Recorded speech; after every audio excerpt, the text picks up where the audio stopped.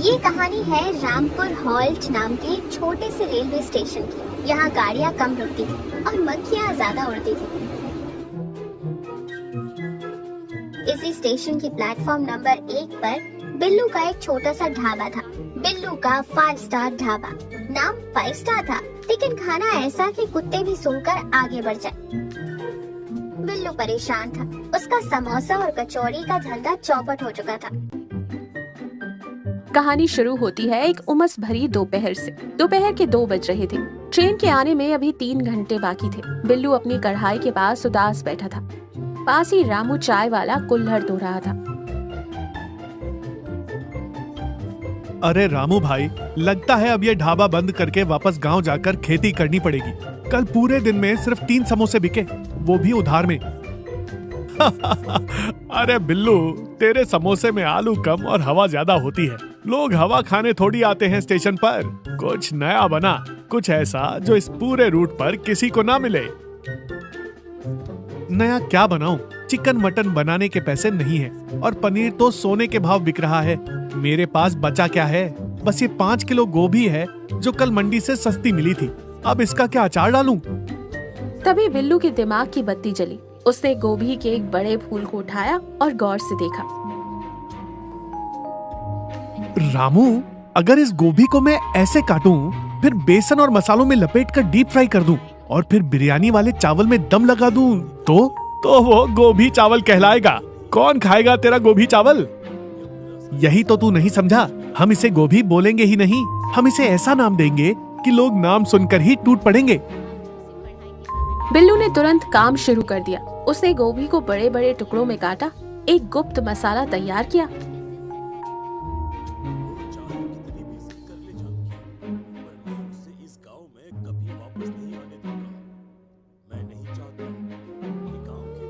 जिसमें नमक और लाल मिर्च ज्यादा थी। गोभी को तलकर एकदम कुरकुरा और लाल कर दिया। फिर चावलों के बीच छिपाकर दम लगाया।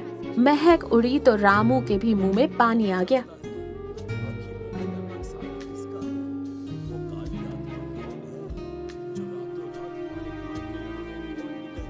बिल्लू ने एक गत्ते पर कोयले से लिखा, शाही Kashmiri veg leg piece biryani, मात्र 50 रुपए प्लेट।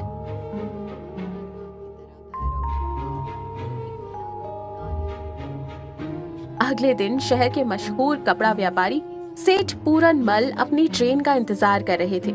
सेठ जी खाने के बेहद शौकीन थे, लेकिन कंजूस इतने कि चाय में से मक्खी निकालकर चाय पी जाते थे। उनकी नाक में बिरयानी की खुशबू गई।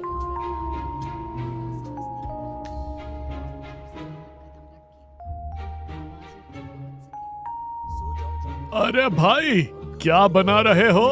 खुशबू तो बड़ी जानदार है। क्या है ये?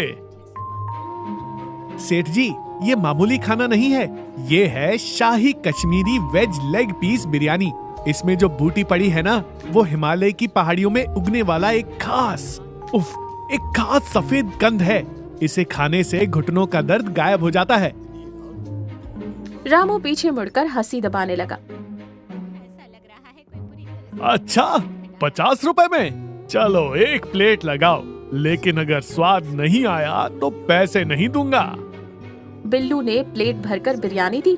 ऊपर से तली हुई गोभियों का एक बड़ा पीस रखा, जो मसाले से लथपथ होकर बिल्कुल किसी शाही डिश जैसा लग रहा था।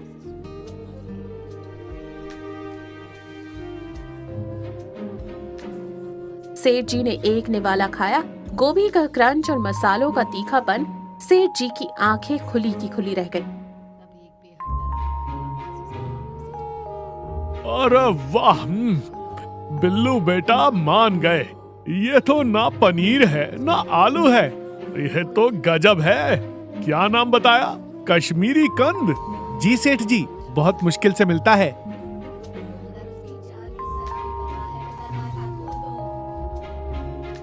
सेठ जी ने ना सिर्फ पूरी प्लेट चट कर दी, बल्कि घर के लिए भी 2 पैकेट बंधवा लिए।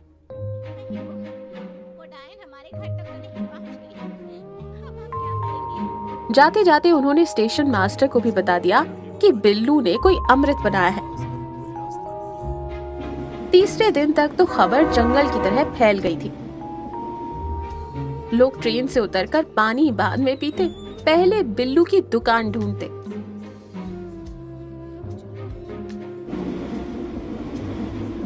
भाई, सुना है वो जो सफेद कंद है वो शरीर में ताकत लाता है। अरे नहीं, मैंने सुना है ये कोई विदेशी सब्जी है जो सिर्फ इसी स्टेशन पर मिलती है। भीड़ इतनी बढ़ गई कि बिल्लू को सांस लेने की भी फुर्सत नहीं थी। रामू अब चाय छोड़कर बिल्लू की मदद कर रहा था।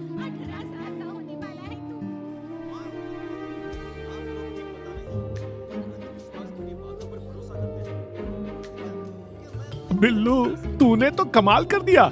लेकिन यार, मंडी में गोभी का भाव बढ़ गया है। अगर किसी को ये पता चल गया कि ये गोभी है तो हमारी खैर नहीं।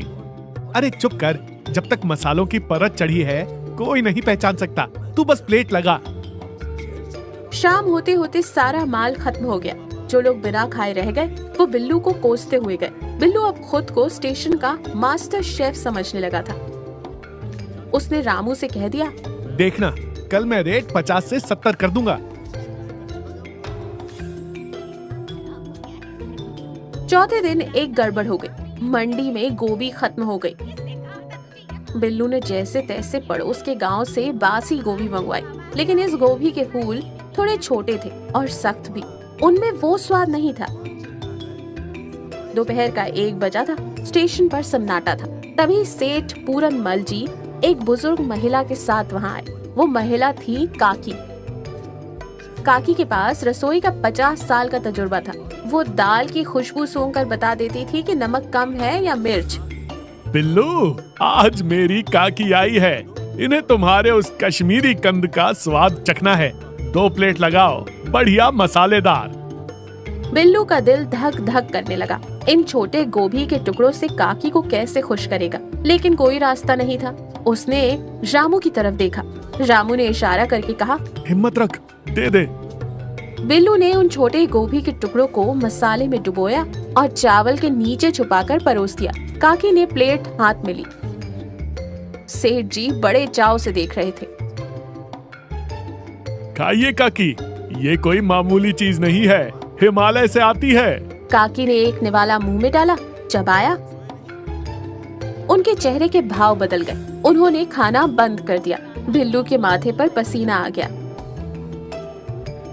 क्या हुआ काकी, मजा आया ना? काकी ने धीरे से अपनी पानी की बोतल उठाई और प्लेट में से उस शाही टुकड़े को हाथ में लिया।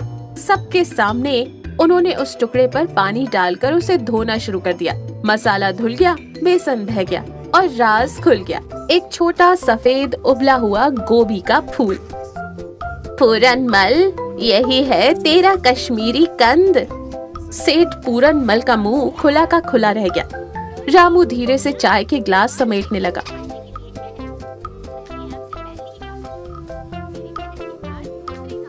ये क्या है? ये तो गोभी है। अरे बिल्लू, तूने मुझे धोखा दिया। 70 रुपए लेकर 10 रुपए वाली गोभी खिला रहा है। सेठ जी ने अपनी चप्पल उतारने की तैयारी कर ली। रुक, तुझे बताता हूँ। अभी स्टेशन मास्टर को शिकायत करता हूँ। वो चिल्लाए। सेठ पूरनमल गुस्से से लाल हो रहे थे। तभी काकी जोर से हंसी। अरे पूरनमल, रुक जा, इतना गुस्सा क्यों कर रहा है? और क्या करूं काकी, इसने हमें ठगा है। ये चीटिंग है। हाँ, इसने नाम बदल कर बेचा वो गलत है, लेकिन एक बात बता, कल तक तू इसे कितने चाव से खा रहा था, तब इसका स्वाद कैसा था? सेठ जी सोच में पड़ गए। मतलब स्वाद तो बढ़िया था, लेकिन घर में जब मैं गोभी बनाती हूँ तो तू नाक मुंह सिकोड़ता है, लेकिन इस लड़के ने उसी मामूली गोभी को अपनी मेहनत और हुनर से इतना शानदार बनाया कि तूने उसे अमृत समझ लिया। इसका झूठ गलत है, लेकिन इसके हाथ में जादू है। काकी बिल्लू की तरफ मुड़ी। इधर आ बेटा। बिल्लू डरते डरते पास आया। माफ कर दो काकी, धंधा नहीं चल रहा था, इसलिए ऐसा किया। कोई बात नहीं, लेकिन आगे से ग्राहकों को कभी धोखा मत देना। अगर तू सच बताकर बेचता कि ये दुनिया की सबसे बेस्ट गोभी बिरयानी है, तो भी लोग तेरे हुनर के लिए आते। ये बिरयानी सच में लाजवाब है। सेठ पूरनमल का गुस्सा शांत हो गया। उन्होंने फिर से अपनी प्लेट की तरफ देखा। भूख तो लग रही थी। चल भाई, काकी ने कहा है इसलिए छोड़ रहा हूँ, लेकिन बिल्लू गोभी है तो गोभी का ही दाम मिलेगा। 70 रुपए नहीं, अब 40 रुपए ही दूंगा। मंजूर है? बिल्लू ने खुश होकर सिर हिलाया। मंजूर है सेठ जी। जान बची तो लाखों पाए। बिल्लू, तेरी लॉटरी लग गई। सब हंस पड़े। बिल्लू ने तुरंत अपना बोर्ड बदल दिया। बिल्लू की स्पेशल मसाला गोभी दम बिरयानी। हैरानी की बात ये थी कि सच पता चलने के बाद भी सेठ जी का आना कम नहीं हुआ, बल्कि अब तो वो अपने दोस्तों से शान से कहते, हमारे स्टेशन पर एक लड़का है जो गोभी को मटन जैसा बनाता है, खाकर देखो।